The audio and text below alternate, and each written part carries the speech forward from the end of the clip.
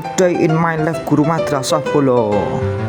Seperti biasa, awali pagi dengan jogging dulu bolo. Lumayan lah tipis-tipis, tidak etuk keringat ben awake seger. Dina iki terpantau cuacane berkabut bolo. Vibes-vibese kaya dene nang taung mangu kae lho. Wah, cocok banget yen godhog mie karo ngopi bolo. Padha kaya wingi bolo, iki aku ditugaske jaga nang kelas 9A bolo, jaga tes kaya wingi. Nah, iki anak-anake bolo, siswa-siswane ganteng-ganteng tak ayu-ayu to bolo. Hahaha. Pokoke yen jaga tes ngene iki aja nganti kowe mor tengok-tengok tok bolo. Yen iso dipleter, yen iso diubengi sak kelas ping 18 ora masalah, gen supaya ora enek sing nirun. Bibar jogo tes langsung garap undangan buka bersama bolo. Iki undangan esuk dienggo buka bersama PMR bolo. PMR Palang Merah Remaja.